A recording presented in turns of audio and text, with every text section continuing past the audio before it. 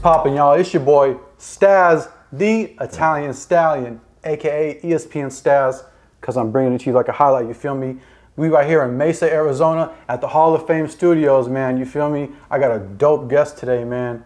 Larry Hall of Fame is in the building, man. A dope artist, man. He's been making some moves recently. What's poppin', G? What's going on, fam? How you doing today? Chilling, man, chilling. Appreciate the hospitality, like I was saying, man. This is a dope little spot, for real. It's good, family. Welcome, man. I appreciate y'all coming through, doing your thing. You and your camera team, I appreciate y'all, man. No, in facts, bro. And shit, when y'all was outside, I was trying to name everybody behind us. You know what I mean? Because it seems like you got some legends back here. It's some individual legends, man. A few that stand out to me that I think of, and I like what they represent, and I love them as a player or whatever they did in their sport too. But it's more of a combination of them as a person and what they did. No, facts, bro, facts. And I was like, hold up, that's Adam Sandler from the joint, from the movie. I'm a sports bettor, man, so you feel me? The movie and the character itself, it just symbolizes a lot for me, you feel me? Hell so, yeah. I ride with it. Shout out Don Berto too, that's my guy that did this right here, man. He doing his thing, up and coming artist from the DMV. Definitely doing his thing, man. Tap in with him, Don Berto. Hell yeah, that's hard. We're gonna get into the sports betting and shit in a little bit, but we was talking off camera earlier, so you're not even from here, bro. Nah. You just touched down in Arizona officially. You from Baltimore, Charm City, if I'm to be exact. Yeah, I moved out here from Baltimore in 2019, the end of 2019, so I've been out here like 4 years. Okay. What made you want to come out here?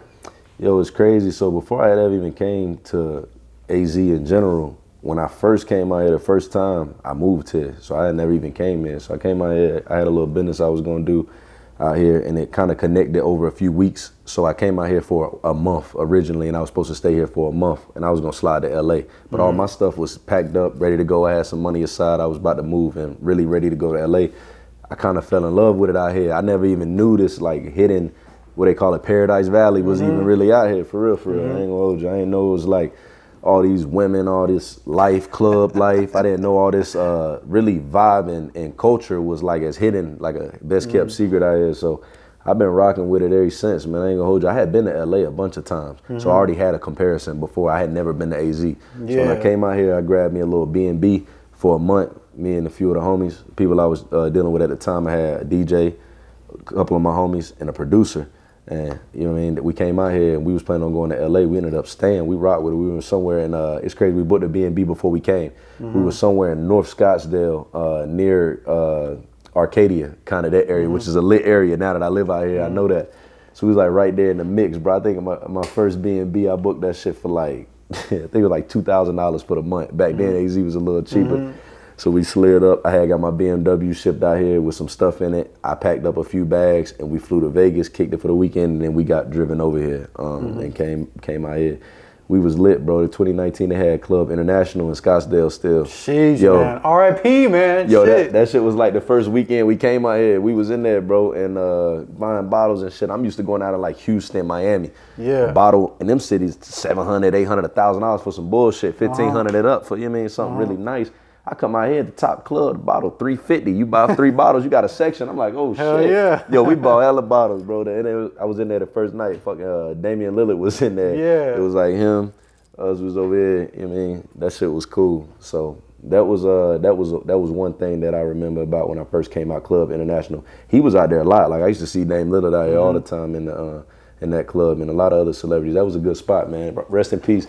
Rest in peace, Club International, man. Shit, fact, bro. I think I seen Dame Lillard at the Scottsdale Mall one time. Yo, he always used to be out here in AZ, and I used to see him I seen him in that club at least 3-4 times. Yeah. So that was cool too. And then after that, I'm like, man, this is all right, because where we were staying at the time, it was literally 5 minutes, 7 minutes from like that strip. So we were going to the Fashion Square in Scottsdale, eating all right there in that vibe. That was cool, you know what I'm saying? So that led to another. Ended up staying out here, grabbing a little apartment. Then ended up grabbing a crib too. You feel me? I had a son, so built a lot of like little family and stuff out here and stuff too. So I've been doing my own thing, like my new family, my work family. You know, and my son. So it's like that. That's what's up, man. That's what's up, man. International, bro. Shit, that place was legendary, bro. Like, I don't think there's gonna be ever something like that. 11-11's coming up and shit. Yeah, shout out Bootleg Kev. Yeah. Bootleg Kev, you know, shout out to him, you know what I mean? But, you know, I mean, LeBron and Floyd Mayweather came to fucking International. Yeah, nah, I mean, I'm telling you, that shit was lit, bro. Like, even the layout, how they had, like, the sections up above it and the floor was, like, below it and the DJ was like, that shit, it was sweet. Like, that, even the look of the outside of the club, it looks like an old Miami gangster club. Like, Yeah. you know what I mean? When you pull up to it like a castle type. Hell yeah. Nah, that shit was sweet, man. They definitely need to do something right back with that, man. No, facts. Run that back internationally. Y'all need to run that back. Facts. Y'all already know. So when you was in Baltimore, bro, like, what did you think or know of Arizona? I'm gonna be honest with you. University of Arizona, Arizona State. I knew, you know what I mean, some big universities, some party schools, and it was hot. But I never knew it was like as diverse. You know what I mean, culturally. I didn't know it was like a little bit of an up and coming music scene. I didn't know it was like a lot as many people moving here. I didn't know all that shit was going on like it is. So being in here and then being right into the mix accidentally too. Like, I just booked a B&B. I could have ended up in Glendale or Surprise or some shit and hated it. You know what I'm saying? Like, imagine had that happened. That could have easily happened, but it didn't. I ended up booking some shit in a smooth area, and I'm like, damn, this all right here. So I had a real good first impression of it, and it ended up leading for me to stay here. Hell yeah. Made a lot of money, met a lot of new folks in AZ. It's a lot of opportunities out here. For sure. No, facts, bro. Hell yeah.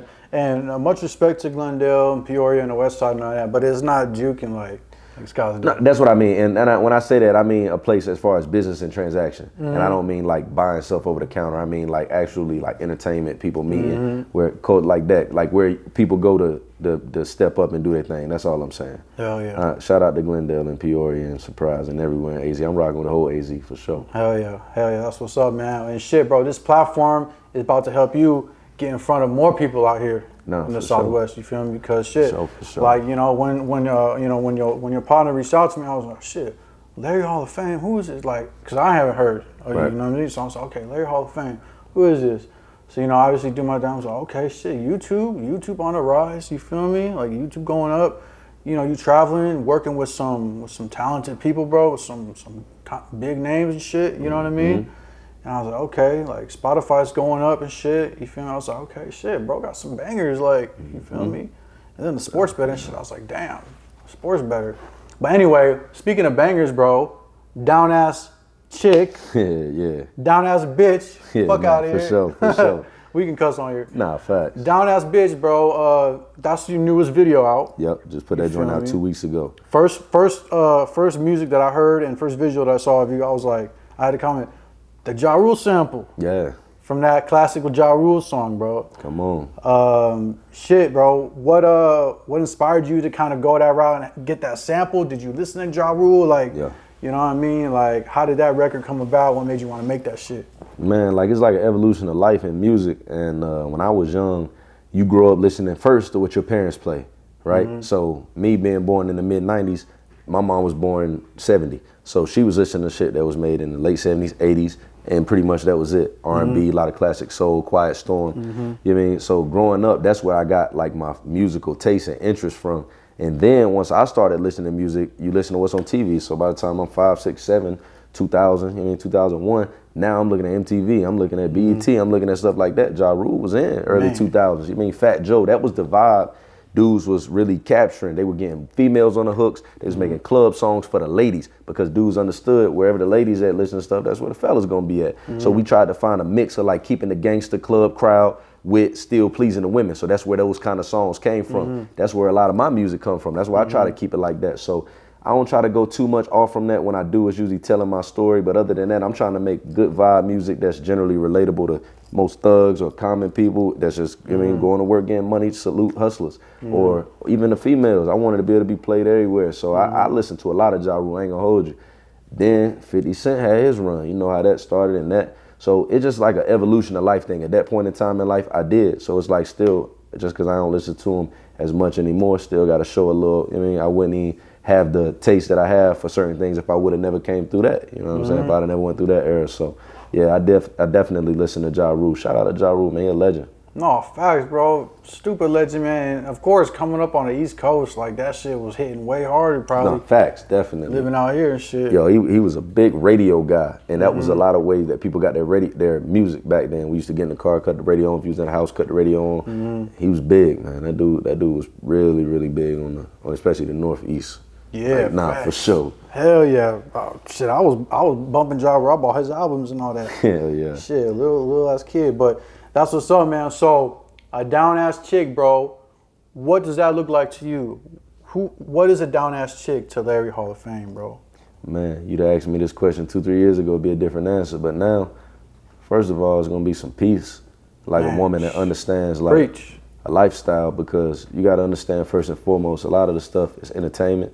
Good and bad, but it's entertainment. Because anything you see in the form of being sold is a business transaction. So understand it is a little bit controlled, you know what I mean? Everything. So I'm not even always looking for a woman that need to please me or do this for me or this. Half of the stuff you can do for me, you can come from being a peaceful woman. And I mean peaceful in your spirit. Like, you know what I mean? You gotta be a peaceful person that's just a calm spirit. Think like a kindergarten teacher. Like with that red apple on her desk, that lady had that impression on that young boy all through life. Every woman, you know what I mean, that he think of the perfect girl, be something like that if you had a good one. And that's what I mean. You got to be a calm spirit. And then anything extra is extra. Because I come good, man. I got laundry cleaning service. I could clean up my own house. You know what I mean? I don't need to get cooked for. I can cook. You know what I mean? Got the homies help. We eat out, if anything. I don't even, like, all of that stuff is extra. I need a woman to understand me, first of all, that cares to understand me. Because a lot of women don't even care to try to learn to do what they dealing with. They just want from them. It's a fast life. You got to be careful. That's why you got to know how to separate the women or guys, if you're a woman listening to this, that you're dealing with, because everybody ain't for everything. No, that's fact, bro. I think even nowadays, bro, these hoes be on these women, my bad. These women be they just be seeing everything on social media, and it's like it's not genuine. They always want some sometimes, but Facts. There's the good ones out there too. Facts. So, you got to look hard, man. You got to change the place, fellas, where y'all finding these women at, man. If you find out at 10, 11 o'clock at night and what she got on is, I mean, a little scandalous, just leave her where she at, man. Not to say that ain't a good woman, not to say she won't raise right, not to say nothing. But I'm saying if you want your woman in the house by 9 o'clock, don't find a woman out there on the streets at 11:30 and be surprised when she out at the club. Yeah. I mean, common sense, man. No, facts, bro. So I want to circle back a little bit to mentioning how you've been traveling California, making lots of moves out of state. Reese Beats. Yeah. That's a super producer in California. You was out in the Bay with him. Yeah. And for those of y'all that don't know, producer for Lil Durk, Coi Leray, you know what I mean? Yo Gotti. He had a #1 with YG last year, that Toxic. That was his beat. It was a #1 urban radio song for like 6 weeks. Yeah, that too. Yo. Huge record. You feel me? Reese Beats, man. You was out there recently with him, man. Tell me about how that collab happened and what y'all did out there. So that was the second time I linked with him. I got another San Fran vlog from last year, summer around the same time I linked with him too. My guy, Greg, shout out G, that's his brother, his blood brother. Same really? father and everything, yeah. So he been connected us. Reese, my guy, we text all the time. We talk on FaceTime. That's actually like my guy. And we went up and knocked a couple of records out, touched up one of the other records that I had done before. And I met a bunch of the producers, engineers that he worked with the first time I went up there last year. He's one of the bigger producers over at Empire, the independent label. And we were at the headquarters of the Empire last time. So we got to see, if you look at that vlog, they were in there mixing some Money Man songs that ended up coming out later. Like we were just all throughout the Empire building. That's where we were working at the first time. And so me and him, we got about 4 songs together. And he got 2 songs on my project that I'm about to put out, Rich in Real Life. So it's good vibes with Reese, like all the way around, man. Like he's one of the most talented dudes I ever worked with from just a pure musical standpoint. Like when he get in the studio and create, everything is from scratch. Like you come in with a white palette and you tell him what you want, he gonna vibe out, and it's gonna be way better than both of y'all ever expected it. And that's what you get when you're dealing with guys on his level and you working with guys that have accomplished as much as that. Despite what everybody think at home and on the internet, how easy and how much hype that comes with stuff.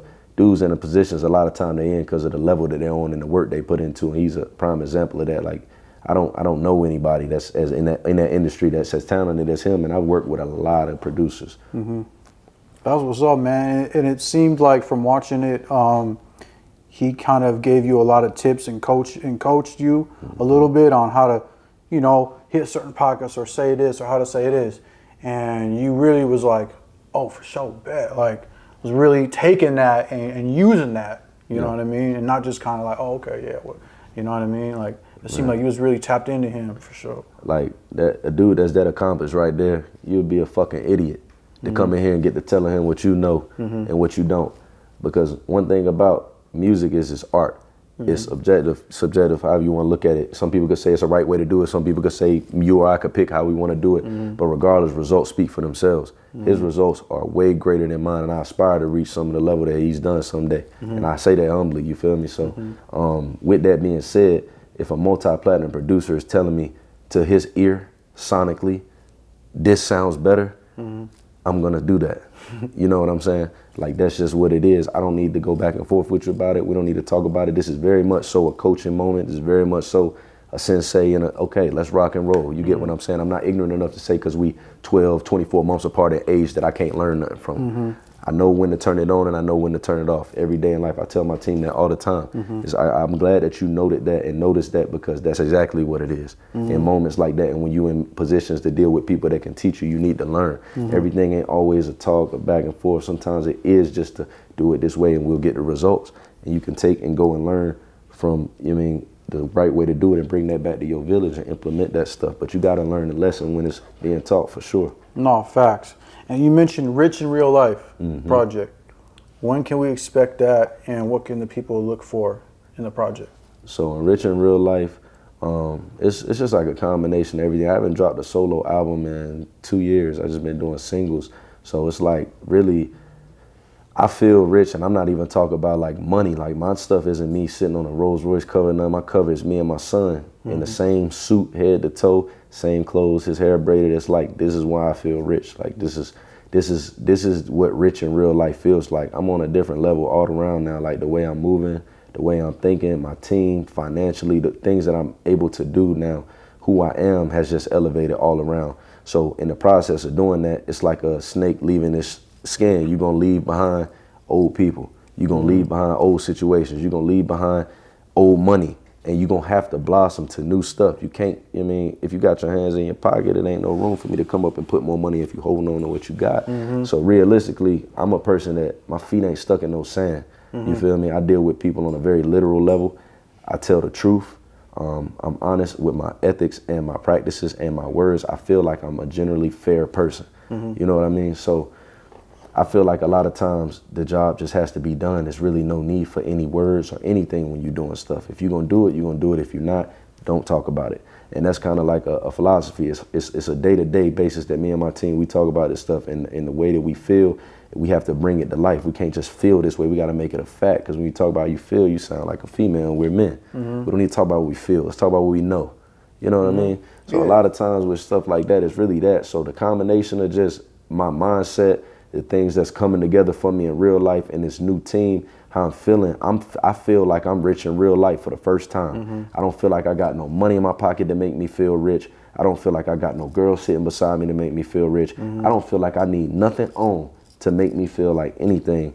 And I really feel like I got everything that I ever would have thought I wouldn't have had right now. So I feel like I'm rich in real life, to me. That's dope. You know what I'm saying? Hell yeah, that's a great way to look at it. You know what I mean? In depth like that. And I saw on your story, I don't know, I can't remember if it was this week or last week, but I think it was this week. You was in I can't remember if it was like a boxing gym.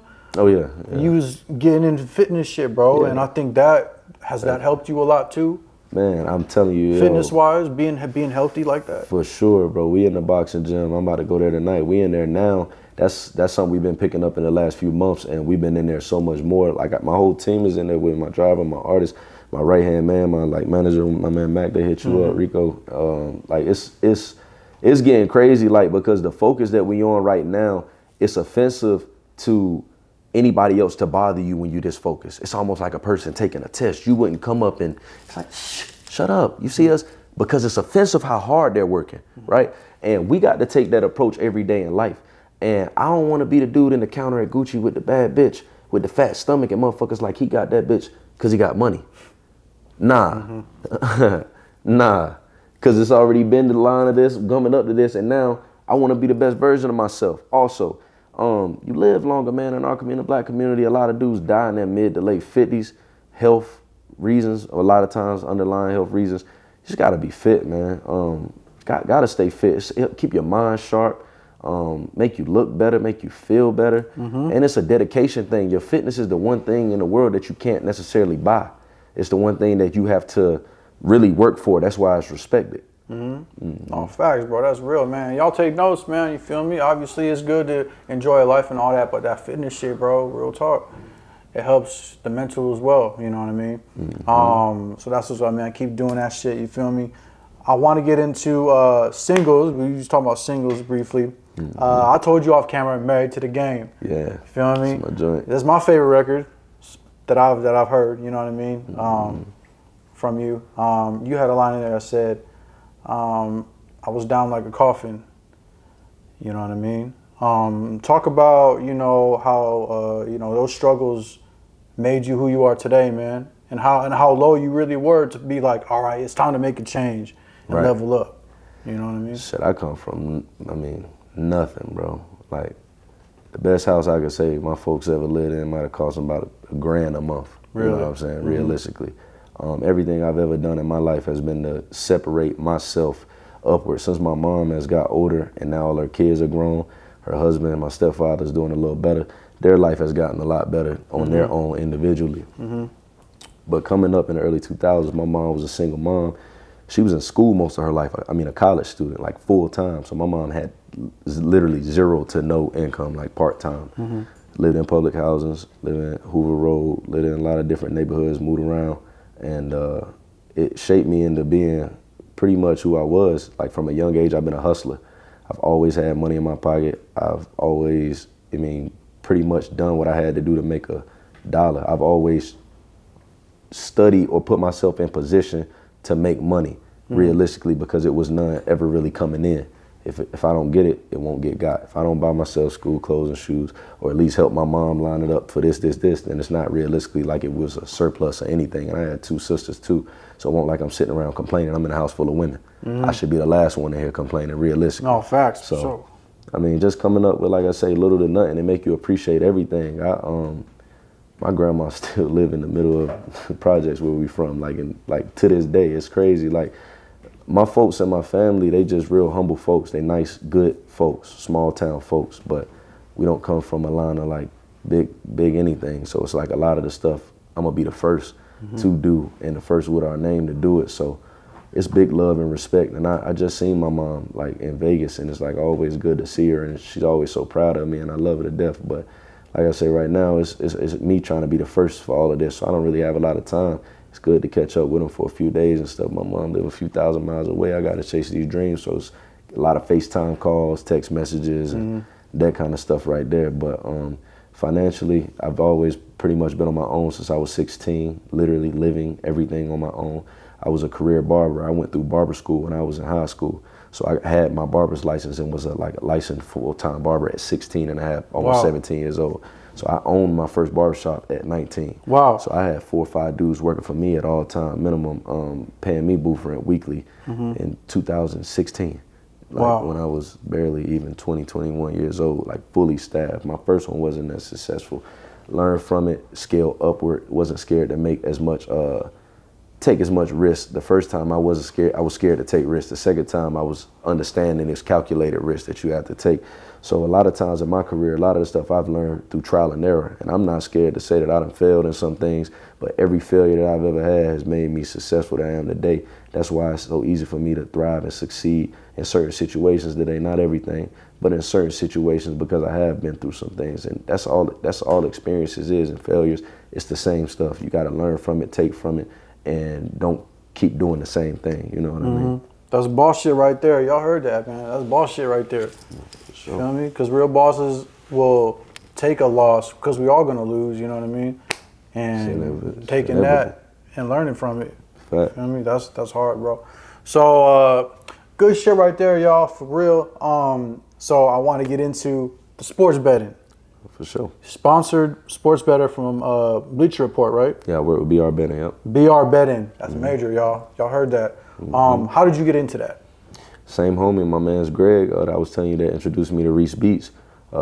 He work over at Bleacher Report. He's an on-camera personality for them, sports betting content creator. Really? And he's been working with them. Like I say, before I even was good friends with him, I was watching his content for them for years. You know what I'm saying? He's been working with them for a while. So I met G 2020 or 21, one of them two. I met him. He was out here. He had plans to link with another sports bettor that was similar to what I do at the time. I ain't gonna say his name, but he was supposed to link with him. And bro was supposed to have an Airbnb for him and a car set up for him and stuff. And ended up, he pulled up out here and bro left him stranded at the airport. Damn. And he on Instagram on the stories. I had already been in the DMs. We talked a couple of times, stuff like that. But he on the story like, man, Phoenix, like, man, what's going on out here tonight? I straight hit him like, yo, you in my city? What's up? Man, stuck at the airport. Sent my driver in the Sprinter to go pick him up. He got a hotel in Scottsdale. Took him to that. Dropped him off. He got ready. I mean, whatever. We left. He hit me later that night. What we doing tonight? I got all my homies dressed up. Went to the club. Dude, man. Greg, you gonna see this. If I'm lying, I'm dying. We threw minimum $5,000 to $10,000 in V-Live. At the time, V-Live Shit, was rest in peace, V-Live too. Rest in peace, V-Live. We threw $5,000 to $10,000 in there and dropped G off after it was over. Everybody got right, got on, females, whatever. We left. Next morning hit me. Well, we on today. So then after that, picked him up, drag, same thing, nightcap, movie. After that, we was locked in. A few weeks later, pull up on me in Vegas, pulled up on him. Pull up on me in San Fran, pulled up on him. Went to Vegas with him for Conor McGregor fight weekend. Went to San Fran to the 49ers versus Green Bay Packers game with him. Went to San Fran with him for the Golden State Warriors. They had like a tournament for some charity stuff. We played in that. My man's played. It was a basketball tournament. We came in second place. And we did like a bunch of stuff with Greg. And every time he was always like showing me love by throwing me on BR Betting, posting me. I had just made my picks page. So that was what gave me my early lift when I first started in that. And then I just been rocking with them ever since. And G, they got my loyalty. And you got Hall of Fame picks, right? Yep, HOF picks. HOF on picks, IG. yeah. Yes, sir. And that's pretty much my baby right there. Like that's everything I got going on right now. We do daily cards with all my sports. My daily card goes for $100 a day. You sit on my close friends for 24 hours. You play your bankroll like me, basically. I put my slips up. You play it just like that. If you just want one individual card, you want one soccer bet, you want a MLB card just for the baseball plays, it's $50. That'll occur in the DM. Everything is on a system. So we got saved replies for everything. I have a full-time assistant. All of my prices are on price sheets with index, so it's never like, how much for this? And I'm like, 40. No, how much for this? You'll get two screenshots, one with the payment methods, one with the prices. Every time, it's pretty much, I run it like a corporate company. And we've been doing it strong for over 3 years now, like 2-3 years now. So everything is pretty much like that. And you grab picks as you want to. That's hard. Only $100, man. You can get the sauce, y'all. Real talk. You can get that gas, man. Get some money. That's what's up. And Mac was telling me that y'all was in Vegas for the Spence and Crawford fight. Yeah, we just got back 2 days ago. We was out there. Man. Yo, that shit was crazy, man. I ain't hold you. The knockdown early gave the dead indication of where the fight was gonna go. Like if you get pounded early, first, second round, you get knocked down. Shit. Spence, it looked like the dehydration clause should have been in place, so that way they wouldn't have had to do all that weigh-in and stuff. Because I'm gonna be honest with you, he looked like he cut too much weight. I'm staring at from a strict standpoint of how he responded to taking punches, like simple punches that didn't have much power in it. Maybe I'm cutting it short. Maybe Bud is just that strong. I've watched a lot of Bud Crawford fights. I've watched Bud fight guys that Spence has fought. So I'm confident in saying I think that was too deep of a weight cut. I think it was too steep of a weight cut for him. I think they're gonna have to run it back. I hope for a better fight the next time. It can't be much worse. I mean, he dictated the fight, knocked him down 3-4 times. Can't really get much worse than that, realistically. So, yeah, I hope they run that back, and I hope they get a chance to get his belts back, Spence, because he lost it all that night, man. Man, they said he looked like he was. They said he would look like he was off that good gas. They said his ass got beat up. That's just crazy, man. That's crazy. I mean, I really don't think he gonna have enough time to. You think he gonna have enough time to heal up by December? Man, if they fight again in December, that might get bad because it's already August. So realistically, you got August, September, October, November. You got 4.5 months. I guess that is enough time for a fight camp and heal up. He'd probably be healed in about a month and a half. That probably is about right. But realistically, if he fights him back to back like that, that's how I feel as confident in feeling how I feel about the feeling like the weight cut is too sharp. Because if you get your ass beat respectfully like that, and the first thing you want to do is run it right back with a dude, you feel like you got a bad day. You feel like the day was a bad day. Like I could run this back tomorrow and surely. So if that's true, you take what you lost, learn from it, like we just talked about, and you go back and get your shit back. He beat you once. You run it back and beat him, guess what? Y'all 1-1. Yeah. You can make everybody you control your own narrative in life. Anything that people laugh at you about, you could do something to counter it and make them praise you. Literally, anything. Like, that's why people got to understand nothing in life is permanent except death and taxes. Straight up. Man. You can come back from anything else. You can. Oh, God. You can. That's just crazy, man. Hopefully you get healed up, man. For real. Is there like a sport that you like gravitate towards more than any other one? Like, so since this is like my third year, see, selling picks is a lot different than winning as a sports bettor. Because when you have an audience that you're selling picks to, you have to sell to be a little more consistent. Basically play your hand a little safer. When I'm playing for myself, I know when I can risk and when I could go home. You know what I mean? You can account for it. When I'm playing with other people's money, basically, which is what selling picks is, I'm playing with your money because your money's played like mine. I can't lose as commonly as I could for myself. So you learn how to account for that over the years and you make adjustments to your system. That's what every sports capper has, a system of how they bet, their unit size, which is determined by how much bankroll percentage they're playing of their actual bankroll. It's a lot of technicalities that goes into it, but realistically, it's like a math equation. My system, I play 5 to 10% units. So if you got $100 in your betting account, 5% of it is $5. 10% is $10, depending on how aggressive you want to play. Me, I play about 10% a unit. So 10%, that's for people that win 70, 68, 65%. If you can win a higher percent, you can play a little more aggressive. For average bankroll bettor, if you got $1,000 in there, your unit should be anywhere between $150 to $300 at the most. That's one unit. In my system, my max bet is half of your bankroll. That's 5 units. That's the most we would ever put on a single bet. That's a bet that you need to go to bed, don't even need to look at it. You know it's going to cash. Realistically, that's a 5-unit play.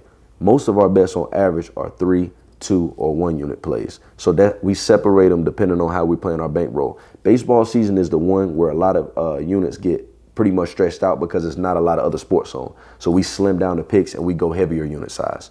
But when it's football and basketball on, we have a lot more action on the board. So I don't have to reach for, you get what I'm saying, each individual one. So my main sport that I like to bet on that I'm most profitable in is soccer. What I would say about betting on soccer, soccer, and compare it to any other sport, I don't parlay. So realistically, if I do parlay, it's a 1 or a 2 leg. I'm not taking risky picks with soccer. We keep it simple, both to score, over 2.5. I take scoring props, shots on goal, corner kicks, simple things. I'm not taking outcomes. When I'm playing football and basketball, those are my sports where I hit my big tickets. You're going to see me hit a 10, 12 times payout. It's going to be on one of them because we can add player props in there. I can add points, rebounds, assists. I can add passing yards, rushing yards, touchdowns thrown. It's a lot of different variables that I can make parlays out of. Then those two seasons run into each other, right? So football season starts September. Basketball started October, November. So we got 4 or 5 months where I got both sports on. Of course I have more options to pick from and can make better parlay options as opposed to the summer when I'm picking from baseball. That's it.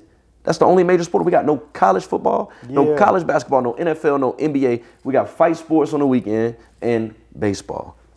Don't even have main league soccer half the summer. Yeah, it's crazy. No Euro soccer for a few months. For real. Like it's insane what the summertime turns into in my world. But that's why if you look at my page now, I'm more different kind of content. So since we don't have as much sports to cover, now I can't do highlights and things like that because it's not as many games on that people are watching and high audiences that are caring, they give a fuck about. People don't really watch baseball if you're comparing it to football or if you're comparing it to the NBA. So since I don't have that on, now I got YouTube going crazy with the betting page. We're doing motivational videos every day. I'm giving messages, stories, like this, you know what I mean? And I'm giving people preseason NFL picks. Go put this in. I think this dude's going to lead the league in this. Go put this in. I think this receiver will have this many yards at this odd. We're giving out preseason NFL picks and prepping people for the pod coming too. Hell yeah. That was hard. Hey, man. Y'all betters out there, be on DraftKings and all that, man. Yeah. Tap the fuck in, man. Yeah, tap in. That's a lot of game right there. A lot of advice, man, to win some bread. You feel me? Because that's what y'all do this shit for. Get money. I don't care about them money. increments. I don't care about nothing else, man. Man, facts, man. Well, shit, man. We about to wrap this shit up pretty soon, man. You know, I appreciate you once again, man. It's good. You know what I mean? Let the people know and shit what they can expect from Larry Hall of Fame, where they can find you and all that, bro. Everything, man. I'm telling you, what you can expect from me is the unexpected. I'm telling you, if you tap in, you'll see I'm doing a video every 2 weeks with a single. I got a project coming up. The story's interesting. We out of town. We making moves. We doing different things for you to tap into. I don't want you to follow me. I want you to be entertained. That's a difference. I don't want a follower. I want someone that's enjoying what they seeing. You got to be a little active, like AZ, way too active. So we gonna keep it active. Salute. And yeah, man, just consistent content. We in talks right now with a film. I can't say too much about that, but I'm about to do a film. Confirmed in the next month and a half. I'm about to shoot for that. I'm dropping another project later in the year, another individual project. What else am I doing? You're going to see a lot of sports band content because we're going to be at a lot of NFL and NBA games. We're going to be at a lot of pretty much everything sports related we're going to be going on to in the next few months. A lot of the little homies going to be playing in college basketball at different schools. So we're going to be tapping into them. There's going to be a lot of NBA games we're going to, like I said. So that content is coming and that's going to be crazy. But pretty much just consistency, man. That's really what we've been on. Just having a lot of stuff to post, being on the front of people's mind, not the back. Dropping a video tomorrow, Dollars Not Likes. So by the time they see this, that'll probably be out. Doing that every 2 weeks. So we dropped the Down Ass Chick 2 Fridays ago. Tomorrow is Dollars Not Likes, me and 1,000,000 grams. That's going crazy tomorrow. And then, yeah, man, it's pretty much just going forward. Hell yeah, that's what's up. And y'all see, man, this ain't no cap shit, man, bro. Really out here doing it, bro. You see the drip, man. You see the game and all that, bro. So this ain't no bullshit, man. Take some notes, you feel me? It's your boy Staz, man. This is AZ Way Too Active, man. Larry Hall of Fame, I appreciate you, bro. My dog, it's good. Real talk. We in Mesa, Arizona, y'all, at the Hall of Fame Studios, man. Great facility. It's your boy Staz once again, man. Check this interview out. We out this bitch. Peace.